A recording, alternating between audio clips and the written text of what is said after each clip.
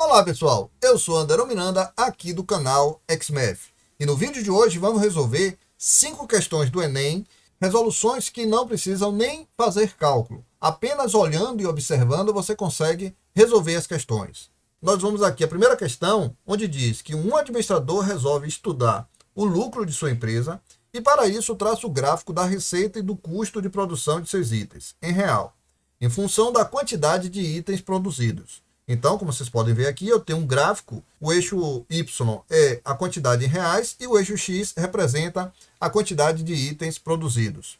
Observe ainda que eu tenho um gráfico aqui da receita e um gráfico do custo. E ele diz que o lucro é determinado pela diferença entre a receita menos o custo.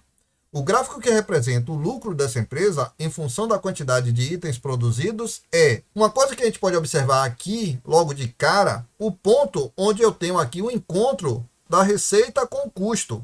Observe que nesse ponto aqui eu tenho 15 quantidade de itens produzidos, né? Quando eu tenho 15 aqui no eixo X, eu tenho justamente o encontro aqui da receita com o custo. Isso quer dizer que após 15 itens produzidos, o valor da receita é igual ao valor do custo. E se o valor da receita é igual ao valor do custo, é porque esse resultado aqui vai ser igual a zero. Então, nesse momento aqui, eu vou ter uma produção de zero, né? Porque a receita menos o custo vai dar zero.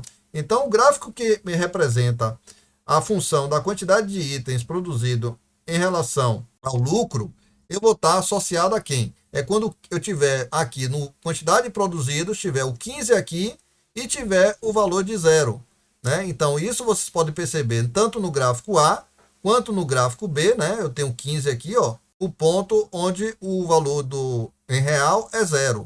E tenho também aqui no C, ó, o 15 aqui toca no X igual a 15 e o Y igual a zero, né? No caso, quantidade de itens produzidos é 15 e a quantidade em real é zero. Observe que as letras D, eu já não tenho isso, o ponto está aqui em cima, e a letra E também, o valor do 15 aqui está aqui em cima. Então, eu automaticamente já descarto essas duas possibilidades, tanto da letra E quanto da letra D.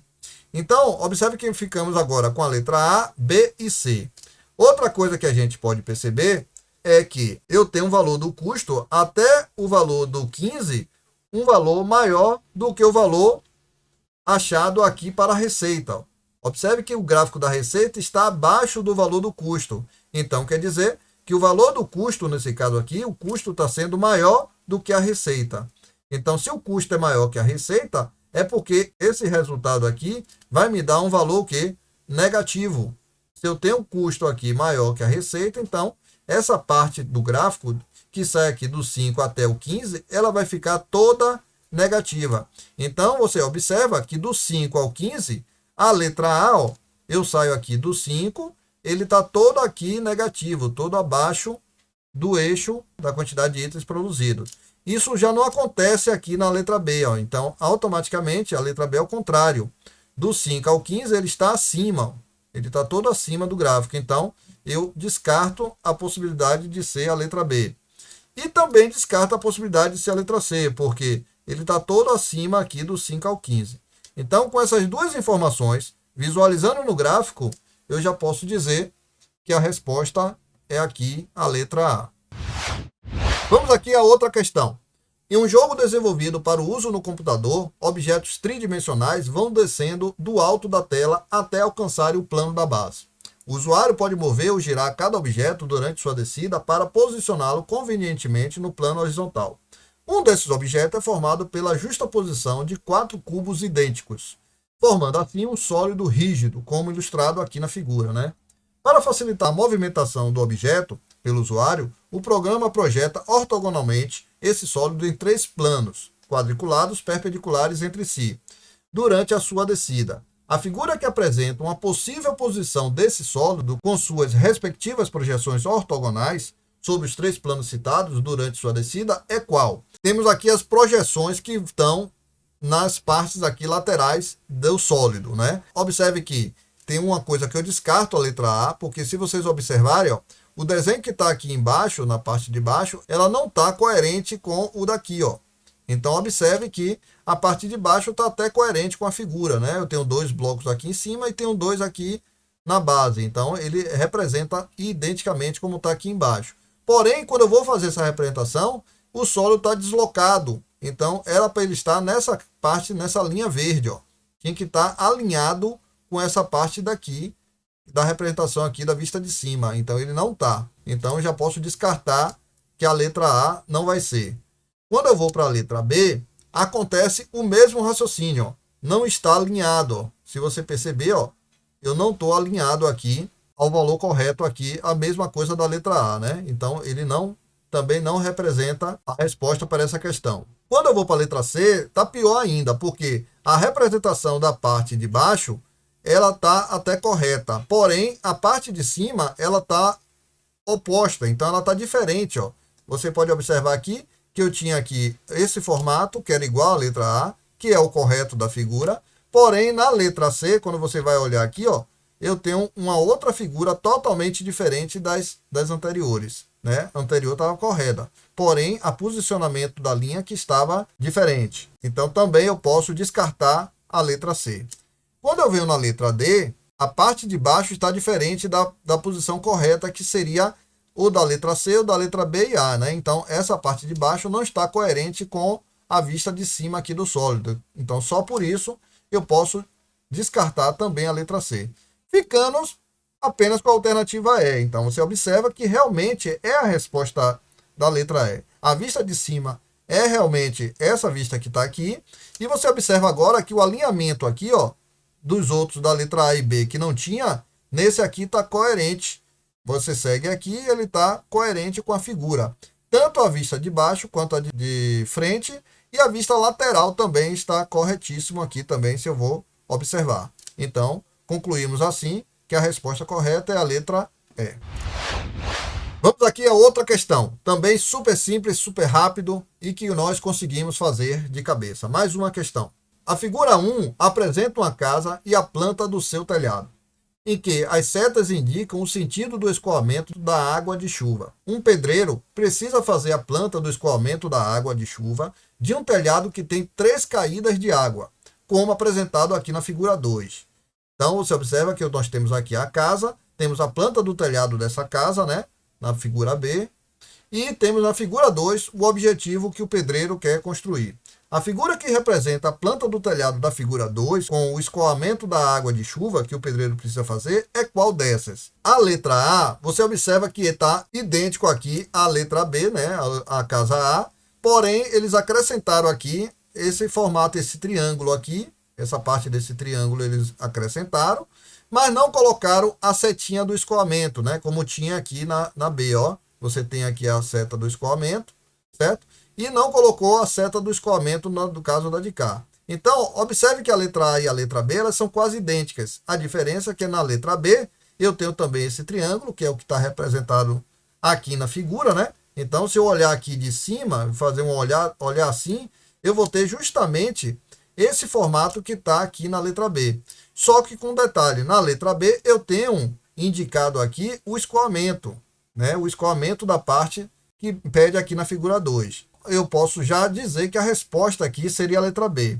E por que não seria a letra C? Observe que o triângulo que eu tenho aqui desenhado, ó, ele está ao contrário, né? Ele está no sentido aqui contrário. Ele não deveria ser nesse sentido, ele deveria ser do lado de cá. Ou seja, o formato dele, da resposta correta, deveria ser assim, ó, e não esse. Então, descarto aqui a letra C.